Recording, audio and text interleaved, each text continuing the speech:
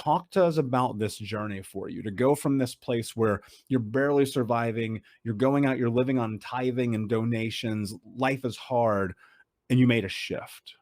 What was that journey like? Yeah, absolutely, Michael. Well, it began with the errant mindset that I was supposed to suffer, right? That it was good for me to continually suffer and scrape by. But then the reality hits you, right? It comes crashing down on your head that you're ultimately limited in so many ways and capacities from reaching more people, because of those limitations that you have placed on yourself. So, rescuing, the self-rescuing process. And again, nobody can do this for you guys, right? At the end of the day, it doesn't matter how many good mentors and leaders and trainers that you have around you if you are not willing to take the necessary steps to free yourself, if you're not willing to put in the work. And yes, mindset is a huge part of that. So, coming out of that and beginning to build a legacy it was just so extraordinary, Michael, because I remember back in the days of doing, the outreach and working with all the nonprofits. And here I am taking donations, living on donations, scraping by to pay the bills. But in my heart, I was like, man, I want to get to the place where I host and pay for my own conferences, right? Where I bring in speakers, where I can do this. I mean, it was always in my heart. I'll never forget the first vehicle I gave away. It was this minivan that I was using for campus outreach when I lived in Carrollton, Georgia, and when we were doing stuff on the campus and university. I drove around this van. I had the big, magnet logo outreach on the side of the minivan. It was a cool little white minivan. And it got to a point where I didn't need that anymore. And I was able to give that away to someone who really needed a car, who just really needed a vehicle. And no, it wasn't a Porsche. It wasn't a Ferrari, right? It wasn't a Lamborghini, but it was something that made me feel so good inside. And I was just like, you know what? I was born to do this. I was born to be able to give more, to serve more, and to do more.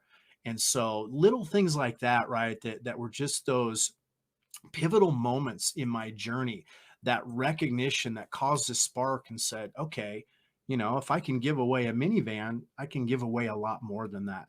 And so, again, I think there's this aspect of our that goes back to our character, Michael, and ultimately, what are we going to do when we start to have money? Your example is perfect, dude, right? Because most people are not prepared for it. We say, well, if I won the lottery tomorrow, I'd give half of it away, and I'd donate to all these remarkable charitable causes. And then we see, right, the reality of human nature and who we are within ultimately will come out. So just like pressure, money, wealth, influence, fame, fortune, whatever it is ultimately going to bring out who you already are within.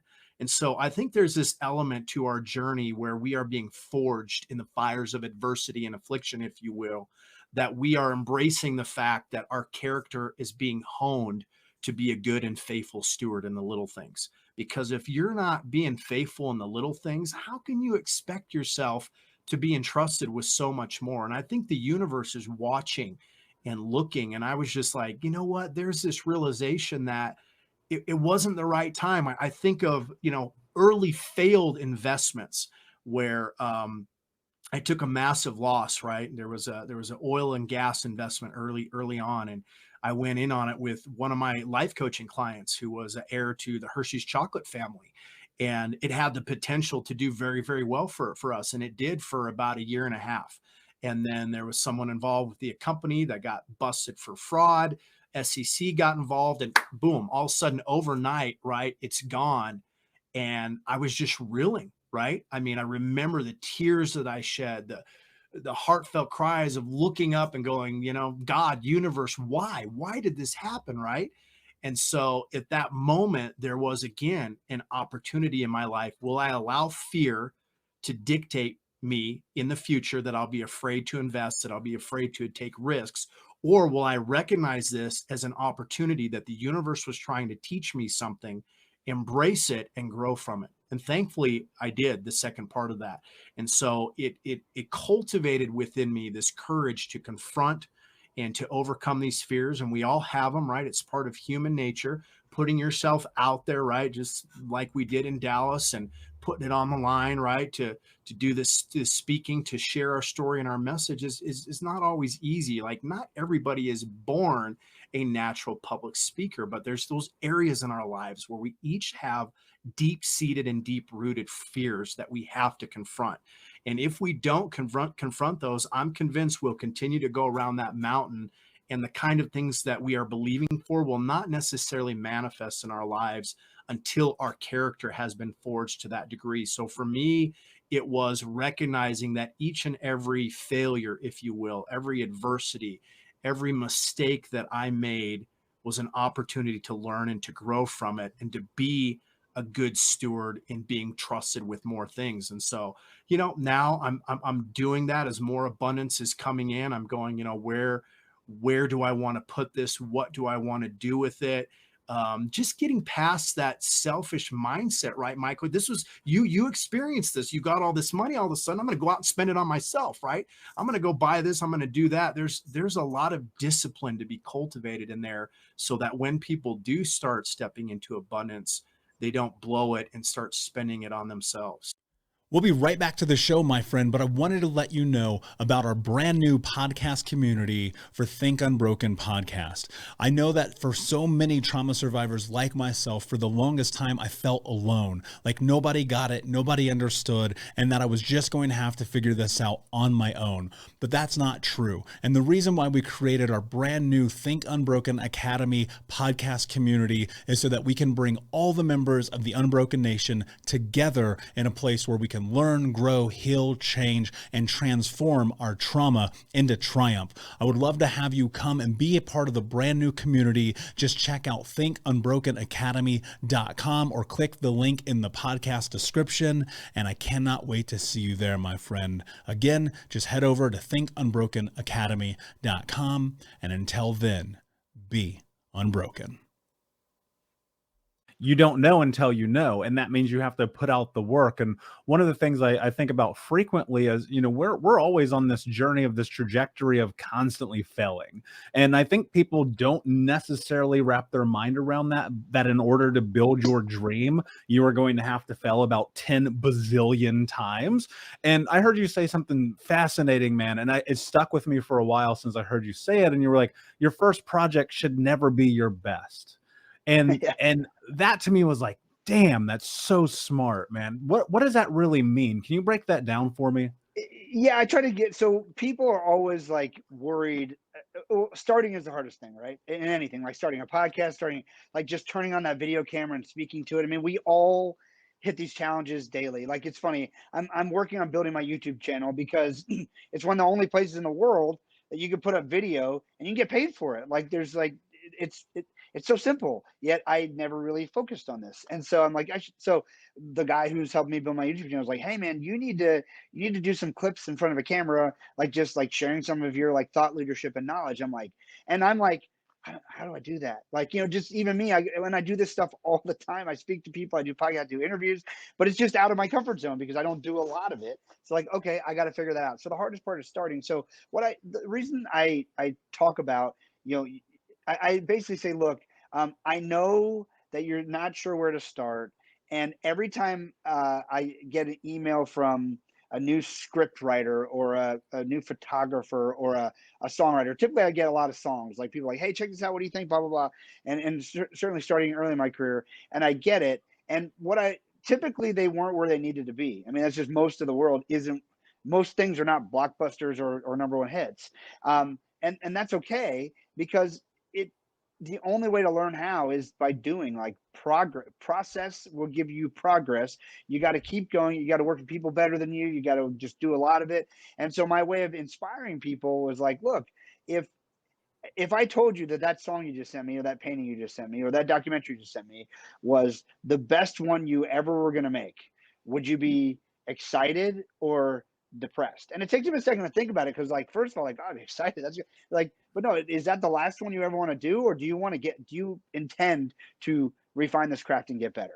And inevitably the answer is like, no, I'm just starting out. And so exactly. So let me give you feedback of, don't worry about it. You're only going to get better from here. Your first one is going to suck, and let's just keep moving and just focus on constant improvement, continually getting better. So that's sort of why I started talking about that concept of like making people think about like, hey, if the thing you just sent me was the best you were ever going to do, you're never going to do better than that in your life. Would you be depressed or happy? And it reframes people thinking about, oh, this is a journey. I do have to start. I'm not going to be offended if I have room to grow. And so that's really sort of where that concept came from. I ask a lot of people this question. How are you speaking to yourself? What was your internal dialogue like before and after that moment? Before, it was victim, like not enoughness, not good enoughness, scarcity, no hope for a brighter future, just a lot of negative self-talk, a lot of limiting beliefs. And I still have my limiting beliefs, and I always admit that. I think it's important to be honest about that. Not a bright future, very little hope. Now it's interesting, Michael, because it's like, in a weird way, I know that I'll be as successful as I want eventually. And that's just a strange existence for me. It feels like I'm breathing thin air more often than not. But now my self-talk, I guess the best way to put it, before I had a very, very fixed mindset. And now my growth mindset is the thing that I lean on more often than not. I was on a call yesterday with a potential client. You know, we're talking $20,000, $30,000, $40,000 a year. And it didn't go the way I wanted it to. I got off the call and reflected and talked to Alan, and I talked to my girlfriend, and it was with the growth mindset of, what can I learn from this? What is the lesson here? How can I take this into the future with me? Back in the day, it was, if something goes wrong today, life is terrible, and I have no way of recovering from that. So I think it's just giving me this level of certainty that it might not seem like it might like everything's crashing, but you have the ability to change the future, to change your own future, to change your trajectory, because you work so hard on yourself. Back then, I had never read a book other than in school, but you know, I only read what they forced me to. I didn't know anything about self-improvement. I didn't know we were malleable as human beings and we could change our thoughts. I didn't understand the power of learning. So I don't think I had enough life experience to shift my thinking. And then like after a rock bottom moment, it's almost like, in a weird way, the stuff that you go through on the way down to rock bottom is the same stuff that allows you to climb up from it. Now, if I took my life, obviously that wouldn't be the case, and I'm gratefully here. But I think the stuff I felt on the way down is the same stuff I was capable of using to crawl out of that. I think that's why rock bottom can really multiply your journey. Rock bottom can put gasoline in your tank that you might not have otherwise. And yeah, it's interesting. It's an interesting place to go for sure. Yeah, and I love that you said that, and you brought up this idea about turning to education. You know, recently I had John Lee Dumas on this show, and he was talking about the idea that when he was at his rock bottom, a guy who's built a multi-million-dollar business, who has probably arguably the #1 business podcast on planet Earth, who all of these things he has in common, the same thing as people I've brought on the show like Jordan Harbinger, people I've brought on the show like you or Alan, or name anyone who's been on here, where we have all turned to education as this source, as this flame for creating the massive change for what's next in our life. And for me, it was when I looked and I turned towards personal development. Here's what's really funny, man. I used to make fun of personal development. Same. Who the fuck do those guys think? Jumping up and down. Are you out of your mind? Now, I will say this. You see me at a conference. I'm going to tell you right now, Kevin, I'm not jumping up and down. Not my vibe. But I will be there with a notebook. What do you think? Why did that shift for you? Like, was it, for me, it felt like fucking desperation. I was like, I don't know what else to do. Right. What was it that shift? Because I know someone listening right now is in this position where they have ordered the book, or they're listened to the podcast, and they cannot quite wrap their head around why personal development is actually so important. Yeah, it's a great point. My favorite quote: the biggest difference between the person you are and the person you want to be is your habits. The reason you have the results in your life is because you either don't know enough to do something different, or you're not doing what you know you should be. And for me, Michael, it was simple. I remember this, like, this is very, very, singed in my mind. I would see somebody drive by me in a Corvette or a Mercedes or a really nice truck, and my natural reaction was always to say, it must be nice. It must be nice. It must be nice. And I think I realized very quickly that, like, they are just doing something different than I am. They're just running a different algorithm. They're just playing a different game. They didn't get, and maybe they did get lucky, but they're doing something. So it's easy to say it must be nice, but what if I get curious about how they got it? That for me was a very empowering thing of, I never felt like I knew enough in any regard. Like, that's my kryptonite, is lack of enough-ness always. And it still is. We're interviewing amazing people like you, and it's like, am I good enough to be in this room? That's something I still struggle with. 700 episodes, a multi six-figure business from our podcast. I still struggle with that. But I had to get curious about, what are people actually doing to get the results? Because what I thought was going to work for me didn't. So I either do what I just did and expect a different result, or I go get some more information. And I'm the same as you. I remember thinking Tony Robbins was a cult leader. I said that to Alan. I was like, I'm not going to read this book. Like, I just have to feel good and things will happen. Because that was the story I was telling myself. Like, self-improvement. What do you mean? Like, how is that going to make me more money? Then when I started listening, I started to hear these commonalities. Hey, Unbroken Nation, we'll be right back to the show, but I wanted to let you know that you can grab a copy of my first book, Think Unbroken: Understanding and Overcoming Childhood Trauma, for free. If you go to book.thinkunbroken.com, you can download the PDF ebook version of the book and get everything that I know about the baseline of healing trauma for free, downloaded to your email right now. Just go to book.thinkunbroken.com to download your copy of Think Unbroken: Understanding and Overcoming Childhood Trauma for a PDF for your phone. Again, that is book.thinkunbroken.com. And it was like, interesting. So that's what these people did? Okay. And then I started to see more patterns. And for me, it was going from the victim of it must be nice, the scarcity of it must be nice, to the abundance of, like, well, let me ask this person how they actually did it, and then take those lessons. Books are like the wildest thing in the world. It's it could be somebody's year, it could be somebody's life, and it's a 3 to 6 hour read, and you can take somebody's entire existence, all of their lessons, all of their experiences into yourself, figure out what works for you, and then kick the rest. But, like, it's such an interesting thing. It's such an interesting opportunity that you can read a book and encapsulate somebody's entire life and then use that for your own good. I didn't go to college, so learning wasn't valuable to me. I think that's the thing at the end of the day, Michael. I didn't value intelligence. I didn't value knowledge. I didn't value education. When I realized that what I was doing wasn't working and I wasn't getting what I valued, I realized it was probably time to look elsewhere. And that's what I did.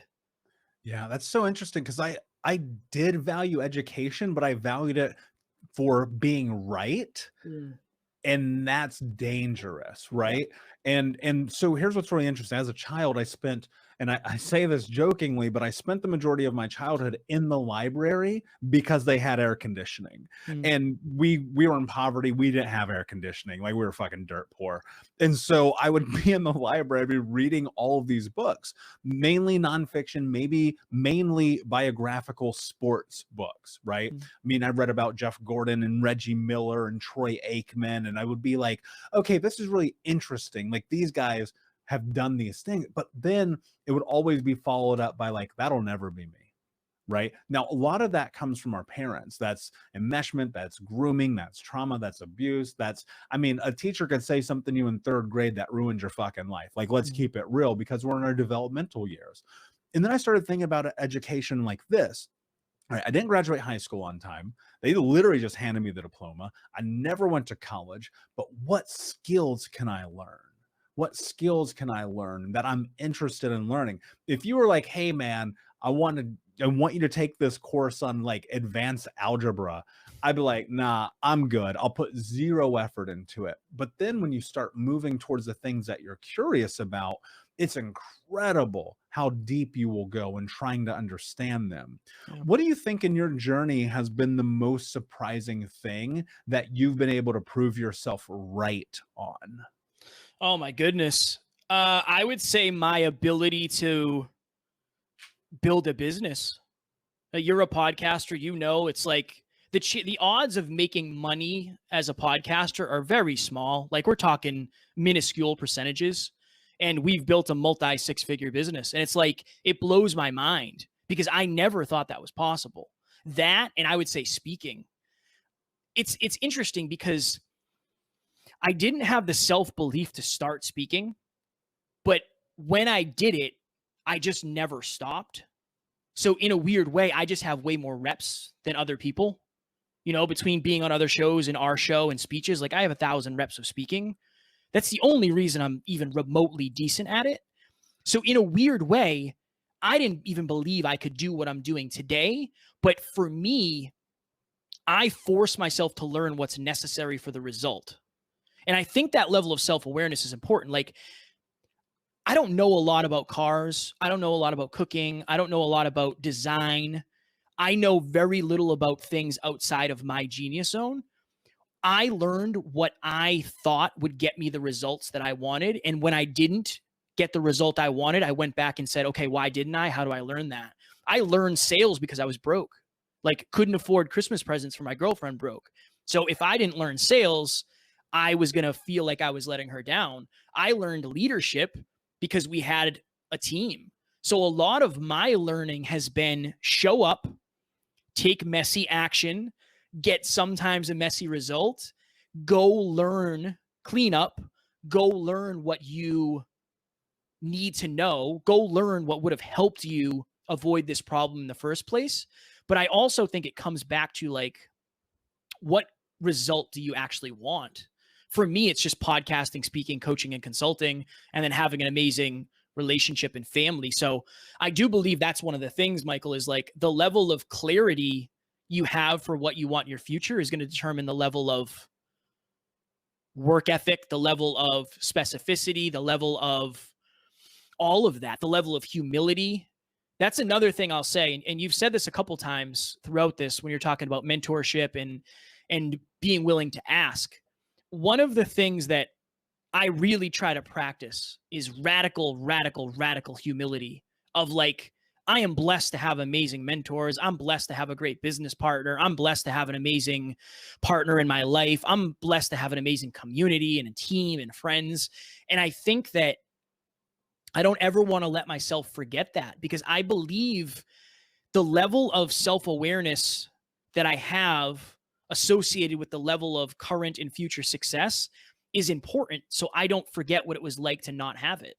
And I just think that's being real with myself of, look, I am blessed to be where I am, and I owe a lot to a lot of people. That helps me with that level of, I have to keep learning.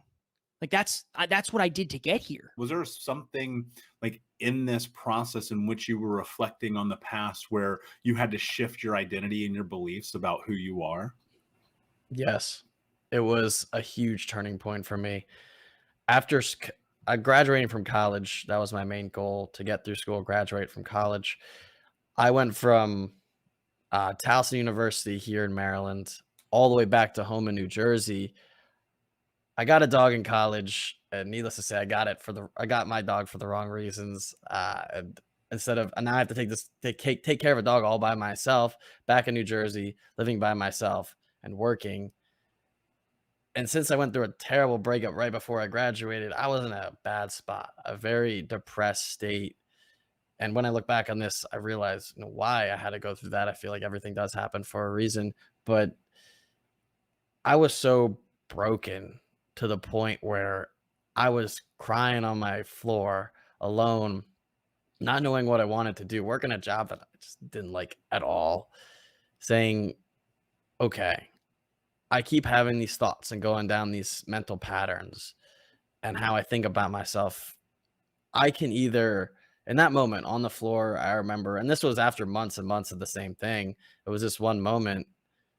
I said, I can either flip to the next chapter of my book or throw this one out and write a whole new one.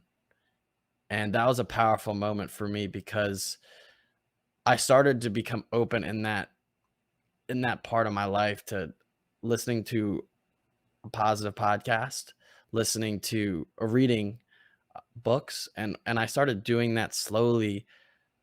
I started to see, because I did that right away. I started to see a week after that life doesn't have to be the way I thought I think it does. I don't have to be my past.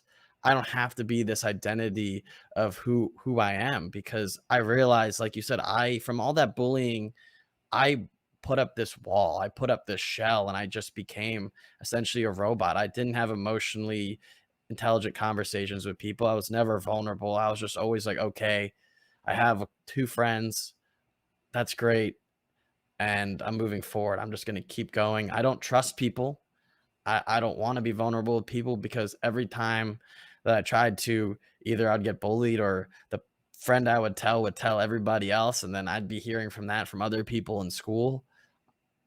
I didn't want to be open with people. I closed off from a social kid to an antisocial kid.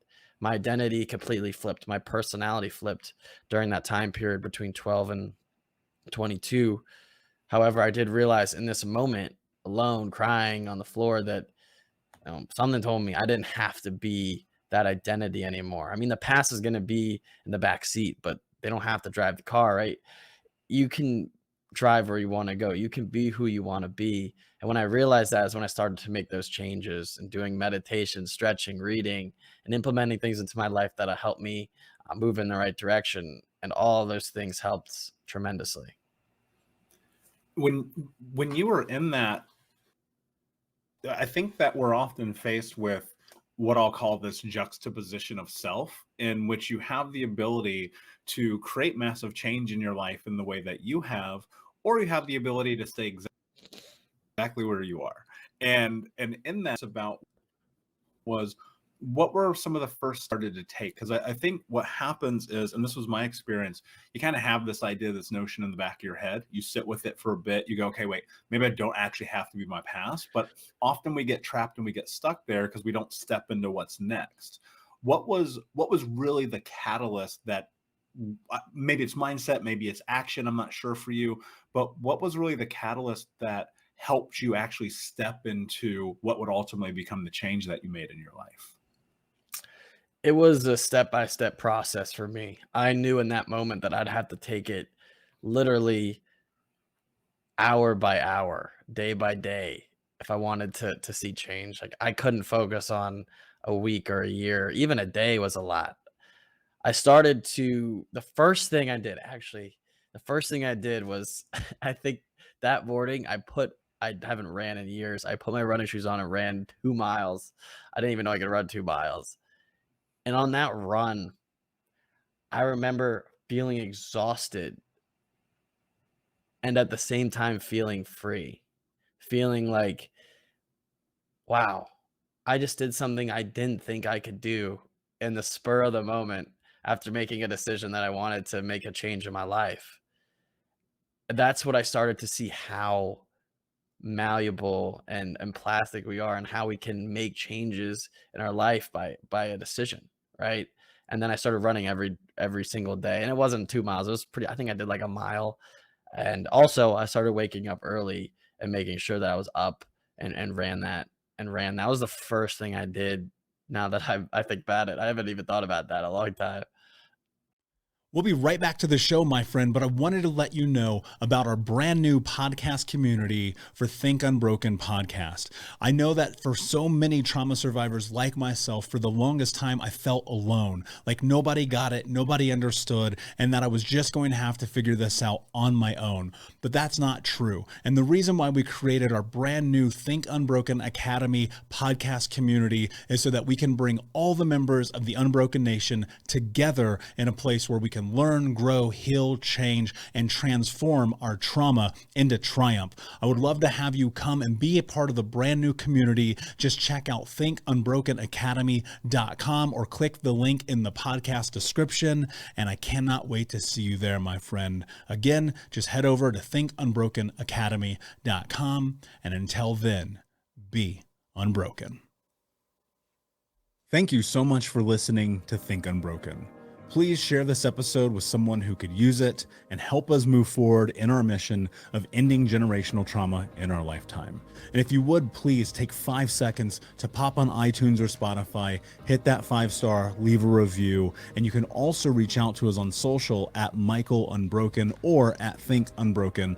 And of course, you can check out our YouTube channel at Think Unbroken. Thank you for being a part of Unbroken Nation, my friends, and until next time, be unbroken.